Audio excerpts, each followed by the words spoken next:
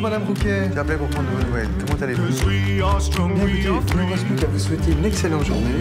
Rise up and see the light. Rise up and see the light. Feeling of being alive. Feeling of being alive. Rise up. Le groupe Vive est un groupe mutualiste qui agit au quotidien pour la santé de plus de 11 millions de personnes.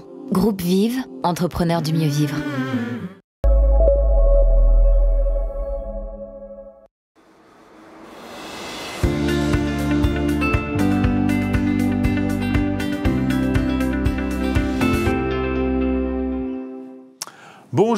Bonjour à toutes et à tous. Nicolas Leblanc, bonjour. Bonjour Jean-François. Le virage domiciliaire est une expression nouvelle, du moins pour beaucoup de gens. C'est le grand retour de la maison dans la stratégie d'organisation du vieillissement. Lorsque les désirs des gens et la volonté politique vont dans le même sens, les décisions peuvent être une chance, Nicolas, de se mettre en place. En effet, vieillir à la maison, mourir dans son lit est le souhait ultime de tous les Français qui disposent d'un domicile. Toutefois, seul un quart y parvient, en particulier en raison de difficultés du maintien à domicile. Et permet de mieux comprendre les ressorts de l'hospitalisation à ce stade de la vie et surtout le recours quasi systématique aux EHPAD depuis déjà quelques années. Alors une précision, ce virage domiciliaire peut passer par l'hospitalisation à domicile, y compris dans les EHPAD. Mais la tendance est au retour des malades à leur domicile ou à leur maintien. Cette émission a pour but de clarifier tous ces concepts. Alors, je vais vous présenter nos invités. Docteur Elisabeth Thubert, bonjour. Bonjour. Je voudrais dire bonjour, Madame la Ministre, puisque les jeunes qui nous écoutent ne savent peut-être pas que vous avez occupé le poste prestigieux en 1995 avenue de Ségur. Vous avez tellement fait de choses depuis. Vous êtes actuellement, entre autres, présidente de la Fédération Nation des établissement d'hospitalisation à domicile. C'est compliqué, ça? Non, c'est pas très compliqué quand on connaît, mais c'est pas un problème. Fédération nationale, j'ai dit nation, c'est national, bien évidemment. Professeur Jandel, plus simple avec vous. Vous êtes professeur de gériatrie à Montpellier, un de nos gériatres les plus connus, donc très sollicité par le ministère de la Santé. Vous êtes ensuite président du Conseil national professionnel de gériatrie. Après tous ces titres, vous allez nous expliquer plein de choses, parce que vous avez remarqué qu'il y a beaucoup de confusion dans mon esprit sur HAD, virage domiciliaire, EHPAD. En fait, c'est une chaîne de vie, tout ça. C'est plus que ça, c'est tout simplement que quand vous êtes malade, et vous n'êtes pas simplement malade quand vous avez plus de 75 ou 80 ans, aujourd'hui, les progrès de la science, les progrès des techniques, les progrès des médicaments permettent à ce que vous soyez à votre domicile, soigné, le domicile pouvant effectivement être, quand vous êtes âgé, également une EHPAD. Donc c'est qu'en réalité, je pense qu'en France, mais on va en parler, nous n'avons pas su tirer leçon par une nouvelle organisation des soins et de la santé, des gigantesques progrès qui ont été faits depuis 40 ans dans la science médicale. Pourtant, Claude Jandel, il y a plein de structures, et on a l'impression que tout ça, c'est très très bien pensé. Vous êtes aussi sévère qu'Elisabeth Thubert sur le diagnostic concernant la France. Je dirais qu'on a l'offre, elle est plurielle, elle est complexe en termes de lisibilité pour l'usager.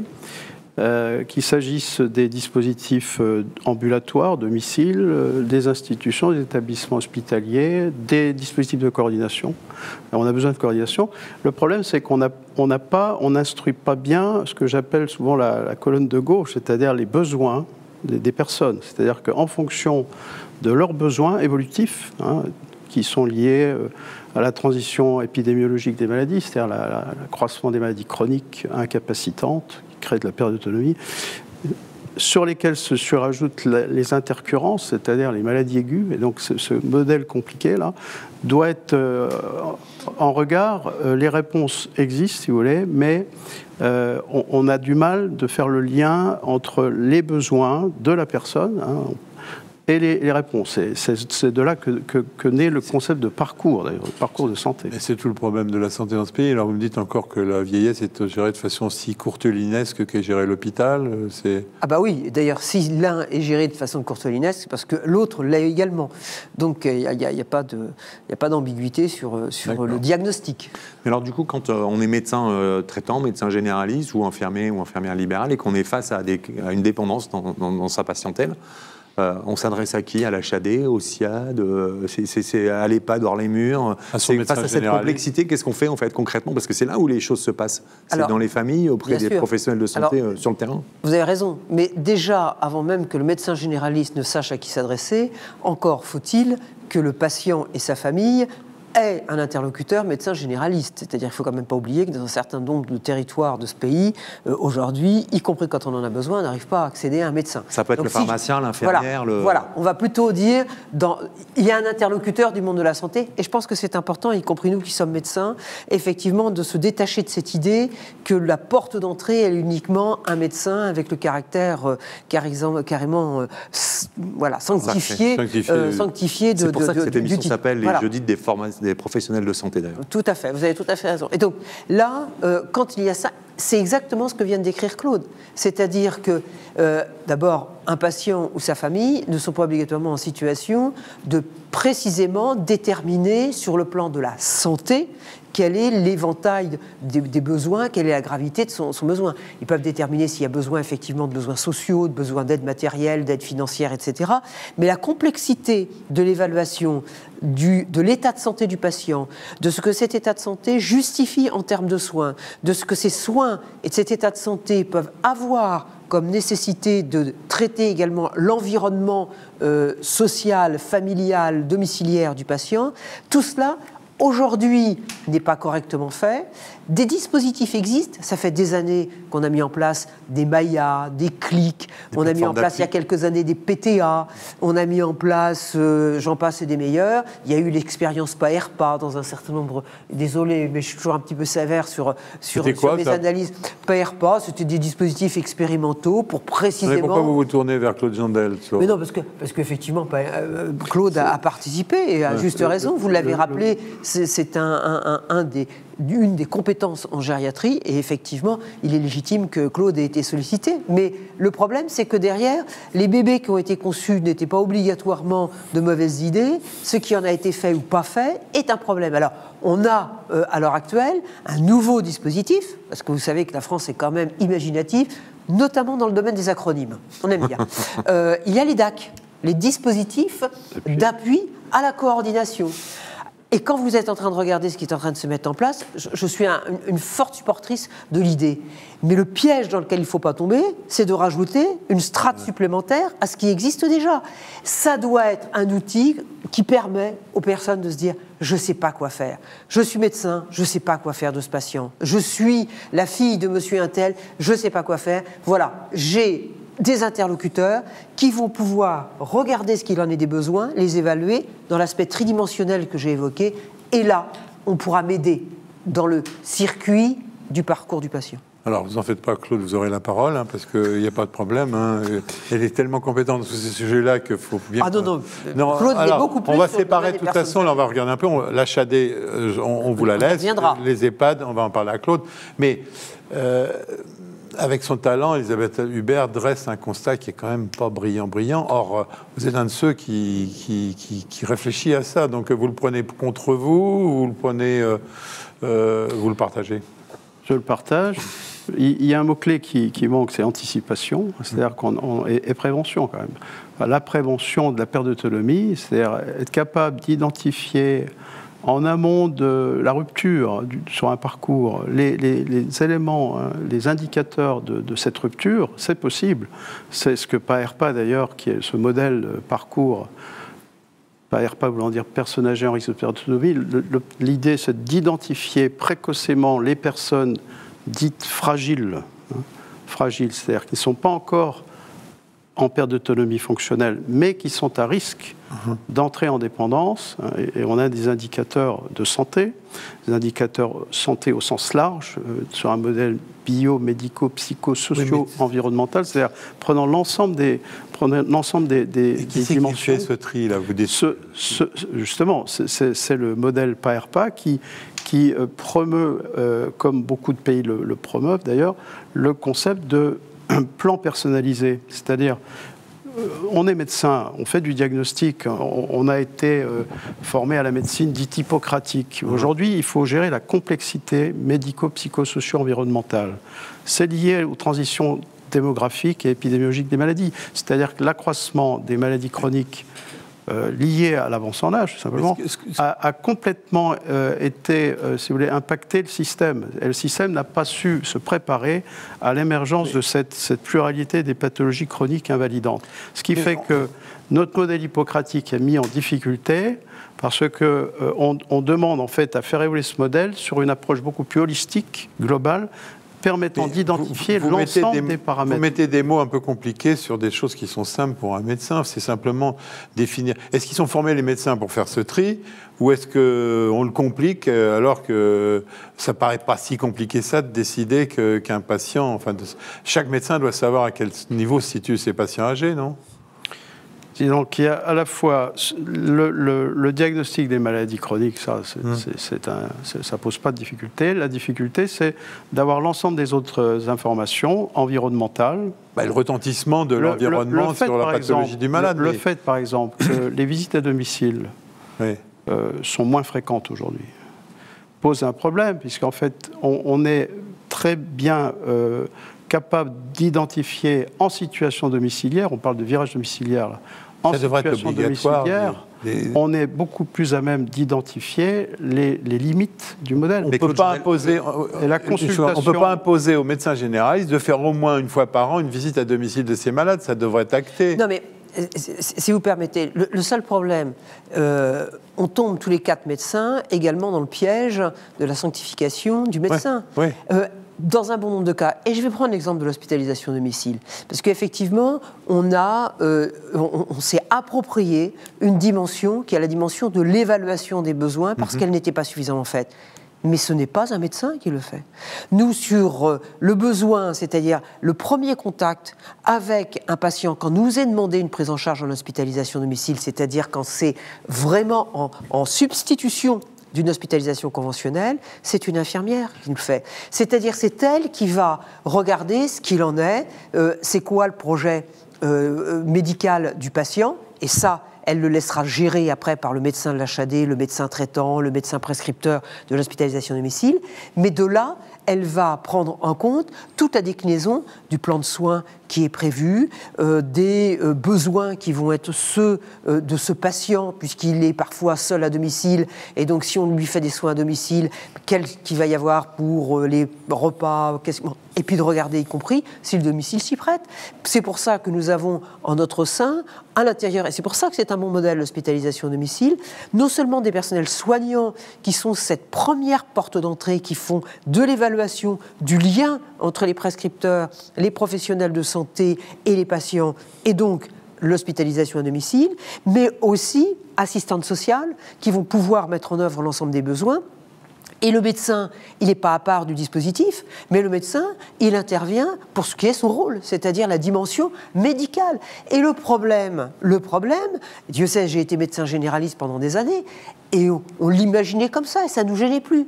Mais aujourd'hui, quand vous avez une ressource médicale qui est rare, il est incohérent de se dire que c'est le médecin qui va décrocher son téléphone pour avoir une ambulance, pour appeler l'assistante sociale, pour appeler l'hôpital, pour avoir... Mais c'est justement, c'est pas son boulot. Et alors du coup, la question des infirmières, les centrales, c'est les infirmières qui œuvraient dans les PARPA, il y a les infirmières de pratique avancée, il y a les infirmières libérales, j'ai envie de dire classiques, il y a les infirmières hospitalières et infirmiers hospitaliers.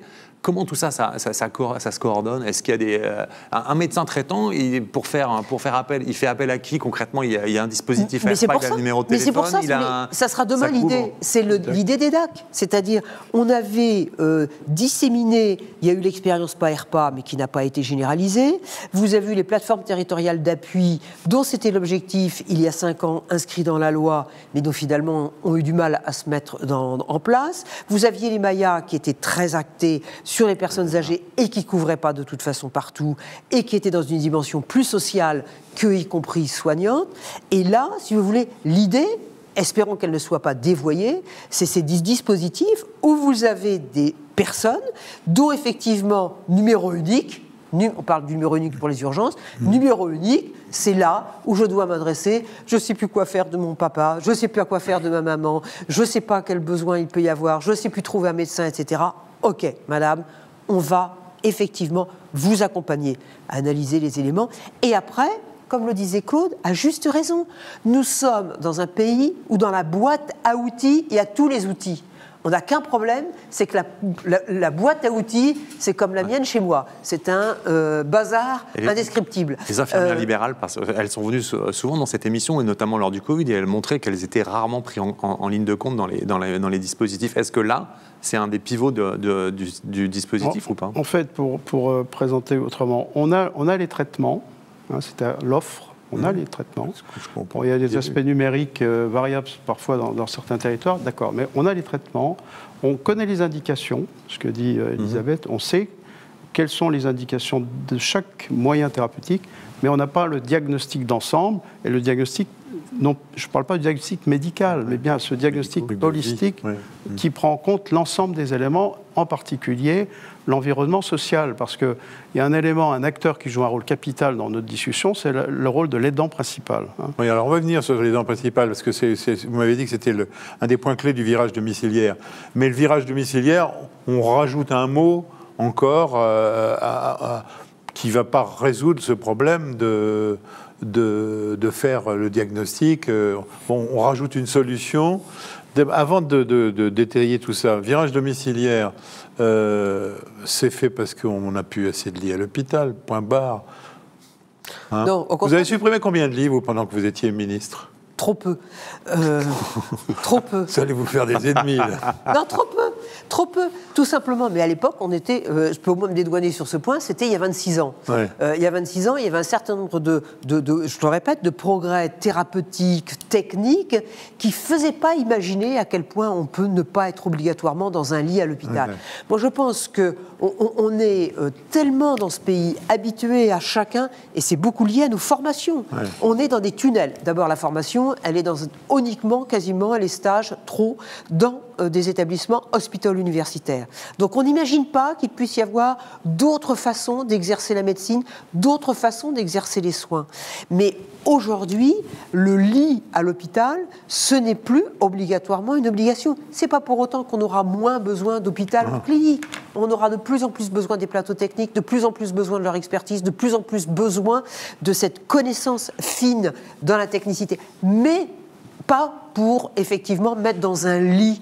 Et quand on connaît, notamment sur les personnes âgées, les dégâts que peuvent faire des hospitalisations prolongées, et souvent trop prolongées, on devient un militant, effectivement, du virage domiciliaire. D'accord, c'est pas fait pour déguiser l'état catastrophique de l'hôpital, le virage domiciliaire. C'est fait pour renforcer le domicile, jusqu'à ses propres limites, parce qu'il a ses propres limites, le modèle domiciliaire. Donc la question, c'est toujours cette question d'évaluation, ce mot est majeur, hein, l'évaluation des besoins qui bougent. Hein, et donc il faut être capable d'identifier le moment où le domicile n'est plus la bonne réponse, parce qu'on prend trop de risques au domicile, où on doit faire intervenir l'HAD à bon escient, où on doit envisager une institutionnalisation, etc. Et ça, j'allais dire, c'est du suivi, une évaluation qui doit être suivie dans le temps. La place de l'HAD dans ce système-là, est-ce que, j'ai l'impression que vous êtes de plus en plus compétent sur ce que vous amenez au domicile, est-ce que ça veut dire qu'au bout du bout, il y a très très peu de gens qui nécessiteront d'aller à l'hôpital? Ah mais clairement, ils auront peut-être besoin d'y aller quand même. Mais auront-ils besoin d'y rester? De toute façon, à l'heure actuelle... ça va avec les soins ambulatoires, alors. Et c'est pas... Oui, parce que je ne voudrais pas, même si effectivement ça me fait très plaisir qu'on parle à l'heure actuelle autant de l'hospitalisation à domicile, on ne gagne rien non plus à ce que le concept soit trop galvaudé. C'est-à-dire que nous, on est vraiment sur des soins complexes. Et c'est d'ailleurs pour ça qu'on est parfaitement dans l'action opérationnelle en complémentarité des autres professionnels, notamment de l'ambulatoire, mais également de l'hospitalisation conventionnelle. Parce que nous n'avons pas les savoirs scientifiques et techniques. Nous avons besoin de ce recours. Nous avons besoin, effectivement, de cette science. Sur l'opérationnalité, nous avons besoin, en amont, en aval, mais aussi en concordance de notre activité d'hospitalisation à domicile, de travailler avec les autres acteurs de l'ambulatoire. Cet effet passerelle est parfois compliqué parce que ça donne effectivement une difficulté d'identification de notre rôle, mais ça nous donne aussi énormément de souplesse, d'adaptabilité et d'agilité. Et aujourd'hui, pour répondre très concrètement à votre question, on peut se dire que le besoin de l'usage d'un lit hospitalier est aujourd'hui dans deux conditions, parce que l'état de santé du patient est à ce point déséquilibré, en situation de possible rupture inattendue, qu'il doit avoir une surveillance continue ou une réanimation. Ou la deuxième chose, c'est qu'effectivement, on a besoin du plateau technique, parce que même si son état de santé ne l'amène pas à être en situation de pouvoir mourir dans les heures qui suivent, il se trouve qu'il y a besoin d'exploration, qu'il y a besoin du plateau technique. Et c'est pour ça d'ailleurs, ça avait beaucoup heurté, mais j'avoue qu'il y avait peut-être dessous de provocation, mais je n'y renonce toujours pas à ma proposition, c'était de dire que finalement, toute personne qui rentre à l'hôpital ou en clinique, même si les temps de séjour sont plus courts en clinique, devrait, dans les 48 heures au plus tard, faire l'objet d'une évaluation pour savoir si en réalité, ce dont il souffre, ce dont il a besoin, ne peut pas être géré hors de l'hôpital, dans le sens hébergement à l'hôpital. Nicolas. Alors Claude Jandel, justement, revenons à cette évaluation. Qui peut la faire, cette évaluation? Dans les systèmes étrangers, ce sont les communes, par exemple, comme en Hollande, qui sont mobilisées avec des professionnels là-dessus, parce que c'est près du terrain que ça se fait. Chez nous, en France, qui doit faire cette évaluation un peu globale?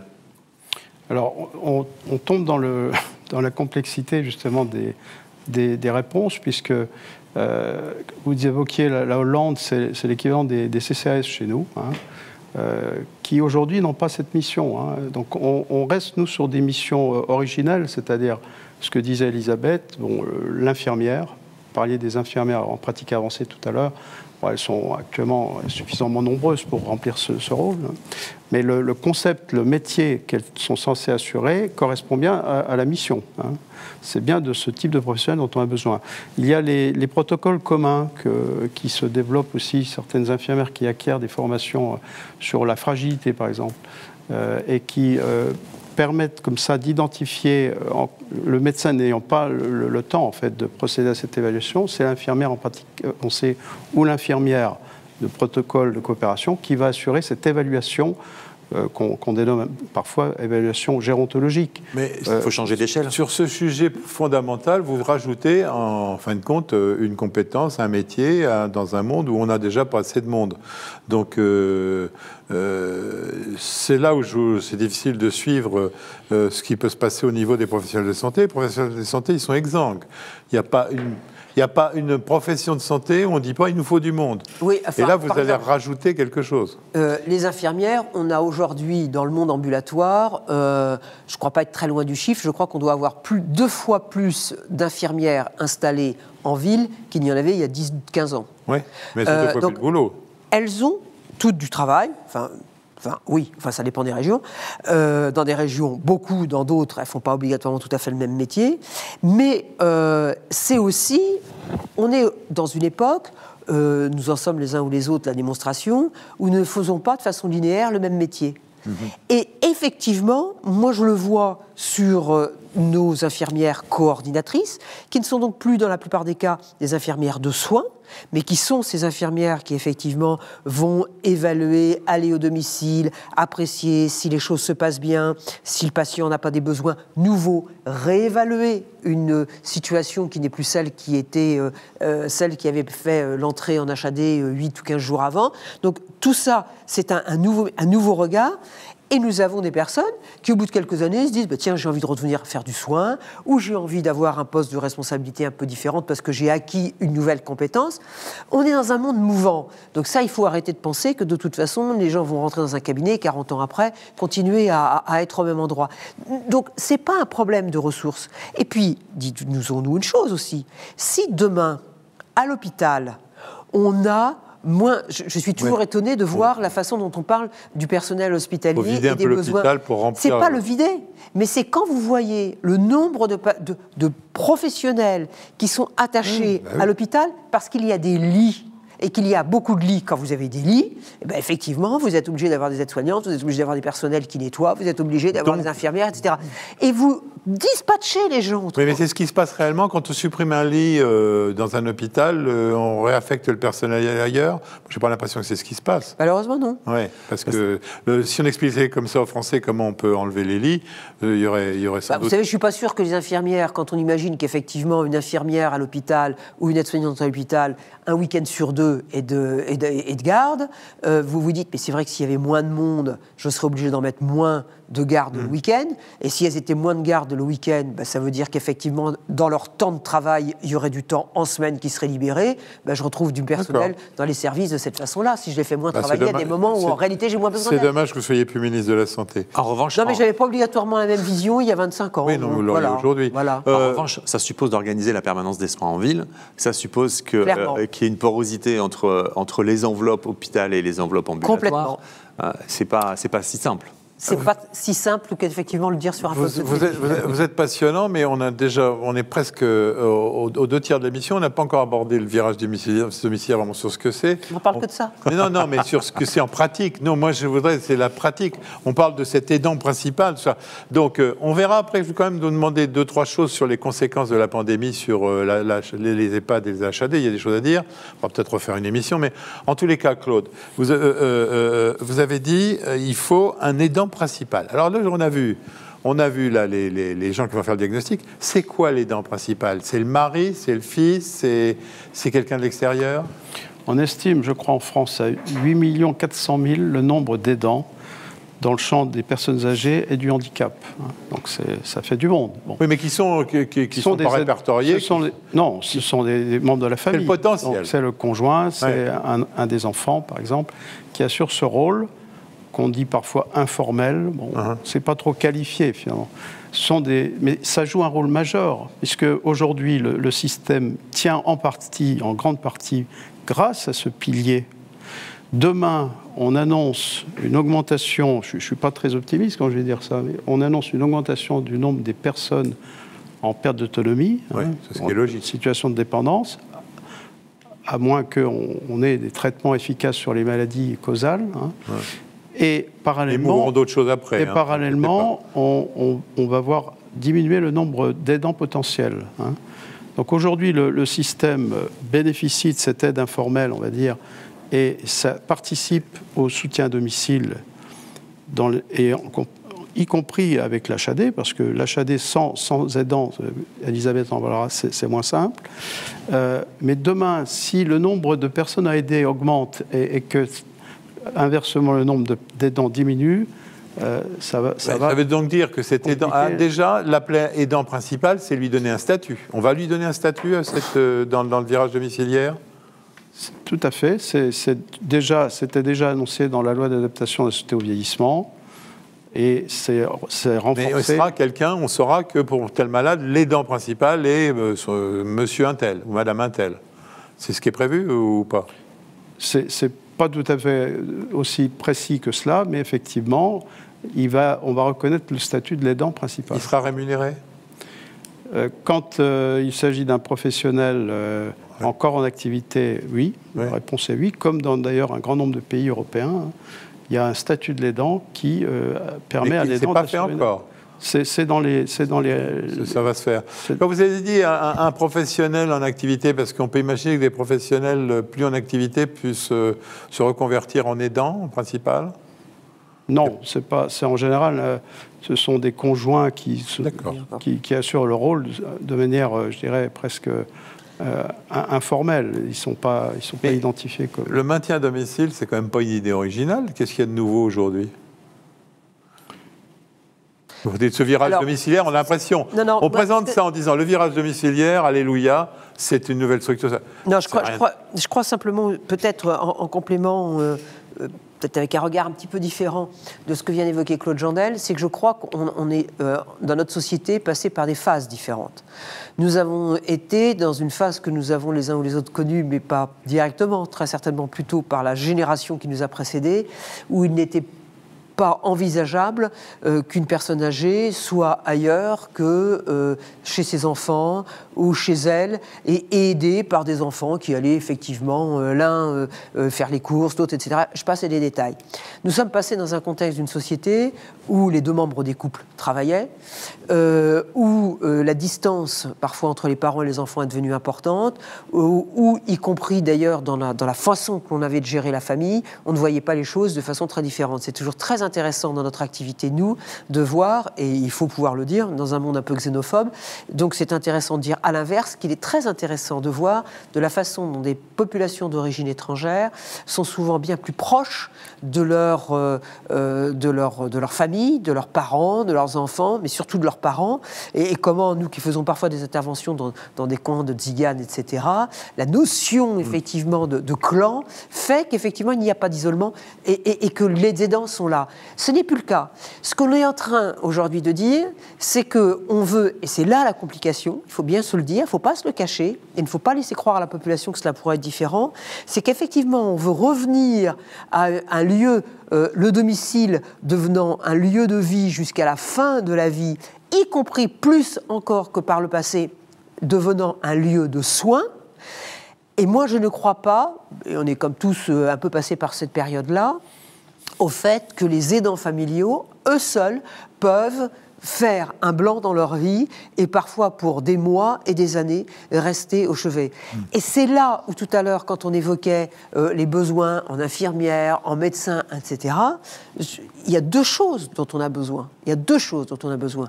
C'est, et on sait les masses considérables d'emplois que cela représente, si tant est que ces emplois étaient valorisés et considérés, c'est ceux des auxiliaires de vie. Alors, il faut sans doute appeler ça autrement, puisque ça a été un peu dévalué, etc., pour donner de la force au concept, mais moi je peux garder quelqu'un chez moi si je sais qu'effectivement la nuit je peux avoir quelqu'un et pas à 150 € la garde de nuit, si je peux avoir aussi un lieu de répit, c'est-à-dire de se dire pendant quelques jours ou quelques semaines je peux quand même partir en vacances parce qu'effectivement la personne de... Moi, à vous écouter, ça pourrait être simple. On a d'un côté l'hôpital, bon, qui fait plus ou moins bien son travail, mais qui le fait, et d'autre côté le domicile.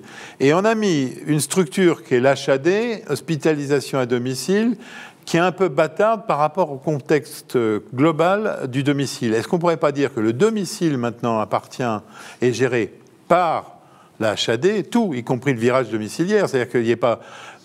Parce que vous faites une espèce de frontière entre vos services, hospitalisation à domicile, c'est bien pensé, et puis le reste, c'est à la famille, on ne sait pas trop, et il faut l'organiser, ça. Est-ce que ça ne pourrait pas être organisé sous le vocable domicile? Alors, peut-être. Alors, en réalité, Claude, moi qui suis en règle générale assez peu prudente dans mes propos, là je le suis tout simplement parce que je ne veux absolument pas, et l'hospitalisation à domicile n'a pas vocation à tout manger le reste et à tout organiser. C'est pas manger, c'est organiser quelque chose qui est en jachère. Ce qui est sûr, c'est que je prends deux exemples. C'est vrai que nous réclamons beaucoup à ce que les établissements d'hospitalisation à domicile soient de façon pleine et entière dans les DAC, les dispositifs d'aide à la coordination, de façon pleine et entière, pour qu'éventuellement le savoir que l'on a déjà. Et la deuxième chose, c'est qu'effectivement, dans certains endroits, certaines ARS sont en train de demander à des établissements d'HAD de faire un peu ce travail. Je voudrais revenir sur les auxiliaires de vie. Mais attendez, parce que j'ai vu beaucoup sourire Claude Jandel pendant que je parlais. Vous pensez qu'elle veut tout manger? Non, je ne dirais pas comme ça du tout. Je dirais qu'il ne faut pas confondre une situation durable, c'est-à-dire la personne à domicile, qui doit être soutenue au quotidien par effectivement des professionnels du domicile. On a les auxiliaires de vie, on a les services d'aide à domicile, on a les SSIAD, on a les SPASAD qui regroupent les SAD et les SSIAD. Ça, c'est du long cours.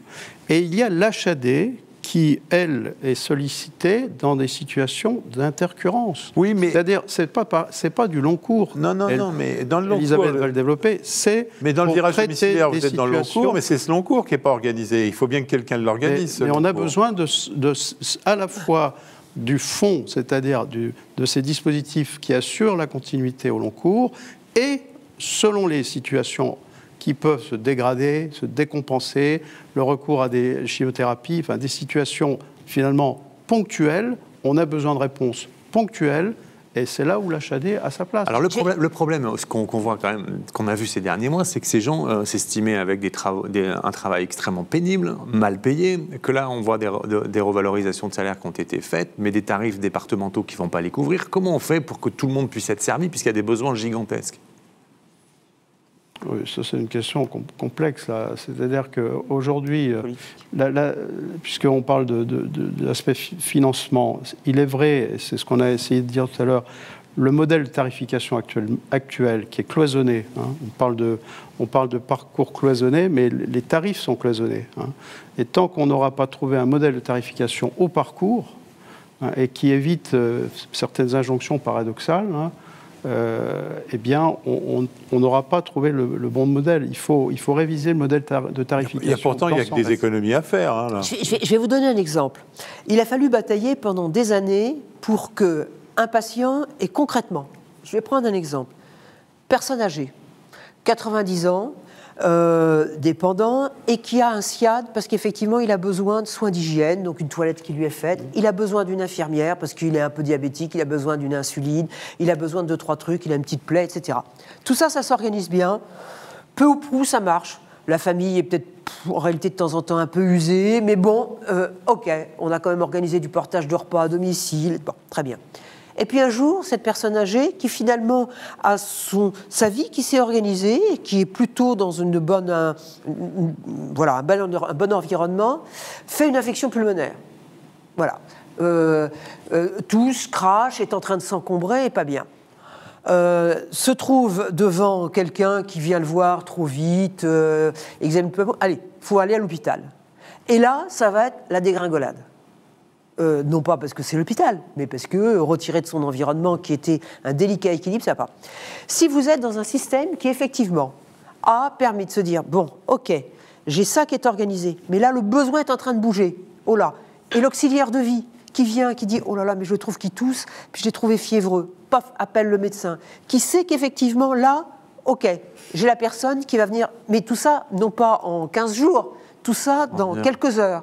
Et qui dit, bon, attendez, manifestement, il a une infection pulmonaire, on fait faire une radio, oui, ben, il revient chez lui, ok, il a une infection. Mais on va le traiter là. Et je fais appel à l'hospitalisation à domicile. Et on va le remettre sur pied en 8 jours, en 10 jours, en 15 jours, et puis on repartira. On repartira sur la pointe des pieds, puis on dira, mais le jour où il y a besoin, on peut revenir. Et vous avez quelque chose de très fluide. Eh bien, il faut savoir que ce que je suis en train de décrire aujourd'hui peut se faire. Pourquoi ?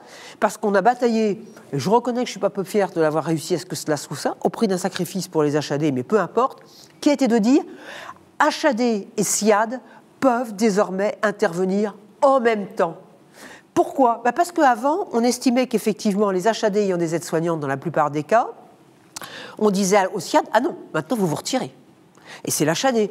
La pauvre petite grand-mère ou petit grand-père, il disait, ben oui, mais moi, la dame qui vient me faire ma toilette, c'est elle qui vient depuis 3 ans. Alors parfois, j'en vois une autre, mais c'est eux que je veux garder. Ah non, je vous prends en charge en HAD. Bon, c'était aberrant. Nous, on ne voulait plus entendre ça. Et bien finalement, bon, on a une petite amputation de notre tarif. Walou, c'est pas grave, on n'en est pas mort. Et on peut intervenir ensemble.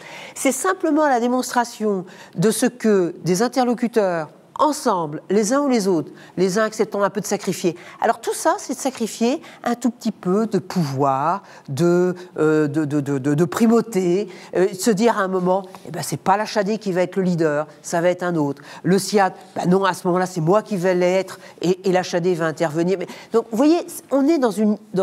C'est pour ça que Claude a raison quand on dit, on a tous les dispositifs. Il n'y a qu'une chose, c'est qu'il faut qu'on arrête, il ne faut pas qu'on continue à courir dans notre couloir, on n'est pas dans un sprint. Hein, mais ce n'est pas des métiers qui attirent aujourd'hui, parce que pour faire ça, il faut qu'il y ait des gens qui aient envie de faire ces métiers. Mais aujourd'hui, de par la pénibilité et les salaires, c'est un vrai sujet qui est quand même sur la place publique, sur l'attractivité des métiers. Et je vais vous dire... Et le respect de ces métiers, plus que l'attractivité, le respect. Et de considération. Juste une mauvaise nouvelle, c'est que l'émission est pratiquement terminée. Une bonne nouvelle, c'est que Nicolas, il va falloir qu'on revienne sur ces deux sujets-là. Je crois. Dès qu'on fasse une émission spéciale. Juste... Mais faites une rubrique. Non, mais en dehors de faire une rubrique, c'est le plaisir de vous faire revenir, même si Nantes, c'est loin d'ici.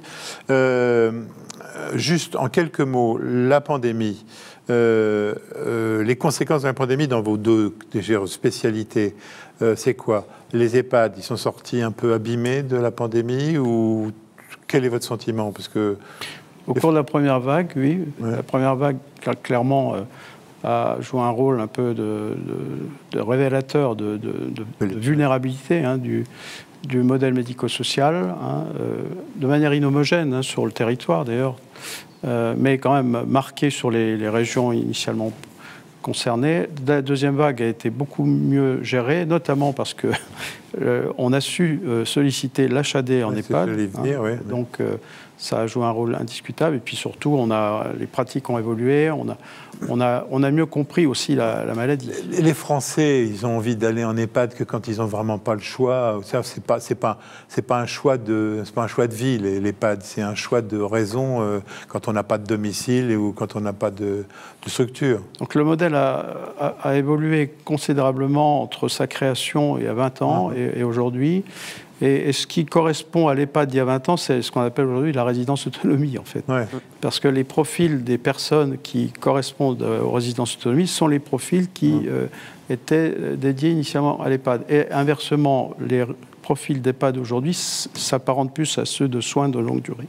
C'est-à-dire de personnes qui ont des situations polypathologie beaucoup plus prononcée, un niveau de dépendance plus agréable. Vous avez fait un rapport avec 25 propositions. Je vous propose que vous reveniez pour qu'on en discute.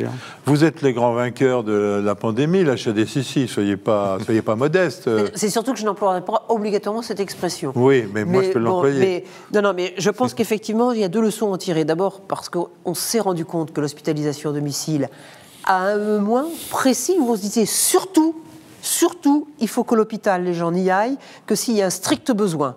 Et surtout, je ne les mets dans un lit parce qu'ils risquent d'être contaminés, parce qu'ils risquent de contaminer, que s'il y a un juste besoin. Et là, on s'est dit, mais il y en a qui ont effectivement quand même besoin d'être soignés. L'HAD. Bon. Donc oui, à ce point de vue-là, la crise a été un révélateur, un rideau s'est tiré, j'espère qu'il n'y aura pas de retour en arrière, et je ne peux pas encore le garantir. La deuxième chose, c'est qu'effectivement, si on a pu le faire, c'est parce qu'on a démontré que nous étions des structures, mais conceptuellement, qui étaient des structures légères, donc on pouvait être agile, adaptable, polyvalent, et se démultiplier de façon assez importante. La deuxième leçon, et à mon sens elle est plus à long terme, et c'est pour cela qu'effectivement je partage à ce point les analyses et les solutions de Claude Jandel, c'est qu'on est dans un constat que les habitats pour les personnes âgées relèvent de médicalisation, et notamment dans le contexte des EHPAD, qui ne sont clairement pas celles vers lesquelles on s'est orienté aujourd'hui. Et c'est là où l'hospitalisation à domicile, notamment sur les EHPAD, puisqu'on est dans un contexte de complexité, ont très certainement une place plus importante, ce qu'ils ont démontré à l'occasion de la deuxième et troisième vague, pas de la première, puisque nous n'étions pas sollicités, et qu'au contraire, on nous a parfois fermé les portes, y compris quand des patients étaient en HAD. Vous reviendrez nous raconter tout ça, cet HAD moderne. Bon, Nicolas, la maison de retraite de nos grands-mères redevient le domicile, ce qui est plutôt une bonne chose. Votre conclusion?